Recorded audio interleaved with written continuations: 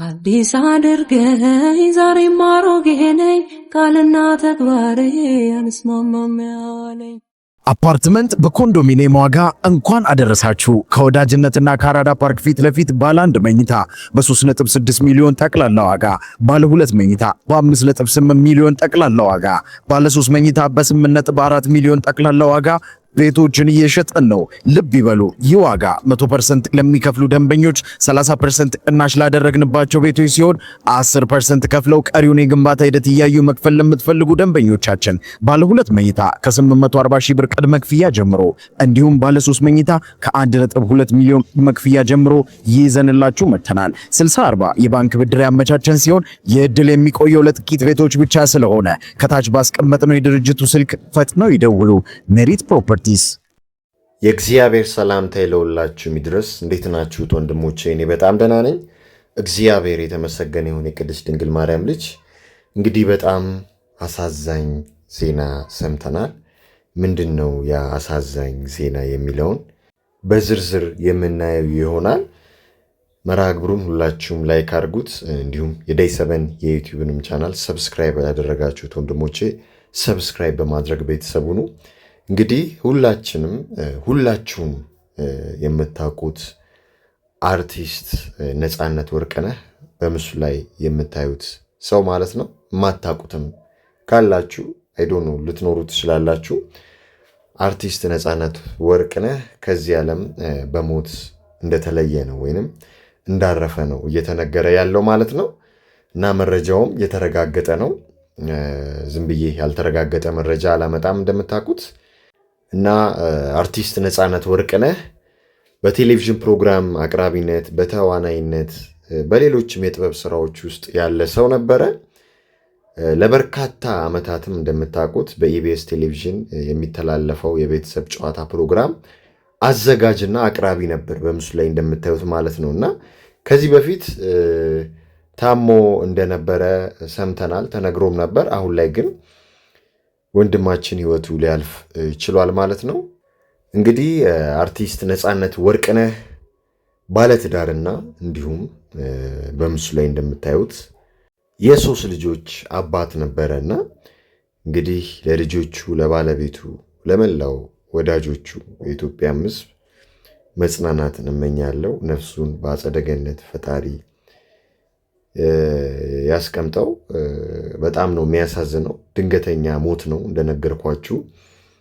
ሞት ጥላ ነው ይከተላል እና ሰደል የመጣ በድንገት የመጣ ነገር ነው። እንግዲህ አርቲስት ነፃነት ወርቅነህ ላይ የተፈጠረው ማለት ነው። አብዛኛው ጊዜ ሞት ድንገት ነው የሚመጣው። አንዳንዴ ሰው ታሞ በሆስፒታል ሆኖ ሊያርፍ ይችላል፣ ወይንም ሊሞት ይችላል፣ ወይንም በጦርነት ላይ ሆኖ ሊሞት ይችላል፣ ወይንም በበሽታ ተይዞ ሊሞት ይችላል፣ ወይንም በአደጋ ሊሞት ይችላል። በተለያዩ ምክንያቶች የሰው ህይወት ሊያልፍ ይችላል ማለት ነው። ግን ነፃነት ወርቅነህ እንግዲህ ከ2 ቀን በፊት እንደምታዩት ኢቢኤስ ቲቪ ላይ ወይም በኢቢኤስ ዩቲዩብ ቻናል ላይ የቤተሰብ ጨዋታ ፕሮግራሙ ተለቆ ነበር ማለት ነው። እንግዲህ እንደነገርኳችሁ ደህና እንደነበረ ነው የተነገረው። እንግዲህ የውስጡን እሱ ነው የሚያውቀው፣ ወይንም የነበረበትን በሽታ እሱ ነው የሚያውቀው እና ቤተሰቦቹ ነው የሚያውቁት። በእርግጥ ግን እንዳልኳችሁ ሳይታሰብ በድንገት ህይወቱ ሊያልፍ ችሏል ማለት ነው። እና ከሞት የትኛውም የሰው ልጅ አያመልጥም። ሞትን ድል አድርጎ የተነሳ አምላክ አለን። እውነት ነው። ጌታችን መድኃኒታችን ኢየሱስ ክርስቶስ ብቻና ብቻ ነው። ከመጽሐፍ ቅዱስ አንጻርም የምናየው ይሆናል። ከቅዱሱ ቃል ጋር አያይዘን ስለ ሞት ምን ተብሏል የሚለውንም የምናየው ይሆናል ማለት ነው። እና ለወዳጆቹ በድጋሚ መጽናናትን እመኛለሁ። እንዲሁም ለቤተሰቦቹ በድጋሚ መጽናናትን እመኛለሁ። እግዚአብሔር ያበርታችሁ፣ እግዚአብሔር ያጽናናችሁ ለማለት እፈልጋለሁ። እንግዲህ መዝሙረ ዳዊት ምዕራፍ 23 ከቁጥር 1 እስከ 6 የሚለውን ማየት አለብን፣ ማንበብ አለብን፣ ማጽናናት አለብን ወዳጆቹ ማለት ነው። እንዲህ ይላል፣ እግዚአብሔር እረኛዬ ነው የሚያሳጣኝም የለም። በለመለመ መስክ ያሳድረኛል፣ በዕረፍት ውኃ ዘንድ ይመራኛል። ነፍሴን መለሳት፣ ስለ ስሙም በጽድቅ መንገድ መራኝ። በሞት ጥላ ሉክ ይህን በደንብ ይዩት። ቁጥር 4 መዝሙረ ዳዊት ምዕራፍ 23 ከቁጥር 4 ምን እንደሚል ሞትን አትፍሩት ወንድሞቼ ምን እንደሚል ተመልከቱ። በሞት ጥላ መካከል እንኳን ብሄድ አንተ ከኔ ጋር ነህና ክፉን አልፈራም። አሜን። በትርህና ምርኩዝህ እነርሱ ያጽናኑኛል ይላል። ልድገምላችሁ፣ በጣም ደስ የሚል ጥቅስ ነው። በሞት ጥላ መካከል እንኳ ብሄድ አንተ ከኔ ጋር ነህና ክፉን አልፈራም፣ በትርህና ምርኩዝህ እነርሱ ያጽናኑኛል ይላል። ከዛስ በፊቴ ገበታን አዘጋጀህልኝ፣ በጠላቶቼ ፊት ለፊት ራሴን በዘይት ቀባህ፣ ጽዋዬም የተረፈ ነው። ቸርነትህና ምሕረትህ በሕይወቴ ዘመን ሁሉ ይከተሉኛል፣ በእግዚአብሔርም ቤት ለዘላለም እኖራለሁ ይላልና ይሄ በጣም አጽናኝ ቃል ነው እና ወንድማችን አርቲስት ነፃነት ወርቅነህ እንግዲህ እግዚአብሔር ነፍስህን ይማረው ለማለት እፈልጋለሁ። እንደ ደይሰበንም በደይሰበን ቤተሰቦችም ስም ማለት ነው። ለመላው ወዳጆቹ ለመላው ቤተሰቦቹ ማለት ነው። እንደነገርኳችሁ ነው፣ ከሞት ማንም አያመልጥም። ሞትን ድል አድርጎ የተነሳ ጌታችን መድኃኒታችን ኢየሱስ ክርስቶስ ብቻ ነው እና አርቲስት ነፃነት ወርቅነህ ዝነኛና ታዋቂ አርቲስት ነበር። ባለስልጣናቶችን፣ የሀገር መሪን እንግዲህ ኢንተርቪው ያደረገ ሰው ነውና በጣም ዝነኛ ሰው እንደነበረ ነው የምታዩት የምታውቁት ማለት ነው። በፊልሞች ላይም እንዲሁም በቴሌቪዥን ፕሮግራሞች ላይም ይሳተፋል እና ወደ ሮሜ ሰዎች ምዕራፍ 14 ከቁጥር 8 ምን እንደሚልም ደግሞ መንገር አለብኝ። አጽናኛችን እግዚአብሔር ስለሆነ ማለት ነው። ቅዱሱ ቃል ስለሆነ ማለት ነው። መጽሐፍ ቅዱሳችን ስለሆነ ማለት ነው። በሕይወት ሆነን ብንኖር ለጌታ እንኖራለንና ሉክ ብንሞትም ይላል ደግሞ ለጌታ እንሞታለን። እንግዲህ በሕይወት ሆነን ብንኖር ወይም ብንሞት የጌታ ነን ይላልና በጌታ ሳትሆኑ እንዳትሞቱ። ፔጋን ሆናችሁ ኤቴይስት ሆናችሁ እንዳትሞቱ። ከባድ ነው። በጌታ ሆናችሁ ሙቱ ለማለት ነው። እኛ ክርስቲያኖች የዘላለም ሕይወት አለ። የዘላለም ሕይወት ተሰጥቶናል። ስለዚህ ቁልፉ ጌታችን መድኃኒታችን ኢየሱስ ክርስቶስ ጋር ነው ያለው አይደለ ብሎናል። የሲኦልም የገሃነምም ቁልፍ እሱ በቃ እጁ ላይ ነው ያለው። የገነትም መግቢያ ቁልፍ እሱ ጋር ነው ያለው። ስለዚህ ይሄ ምድር ብሪጅ ነው፣ መተላለፊያ ነው። ጥሩ ሰርተን መልካም ሰርተን ቤተሰብ መስርተን ልጅ ወልደን የምንኖርበት ጊዜያዊ መቆያችን ነው። ቴምፖራሪ ነው። ጊዜያዊ ምድር ነው። በኋላ ላይ ሞት ይወስደናል።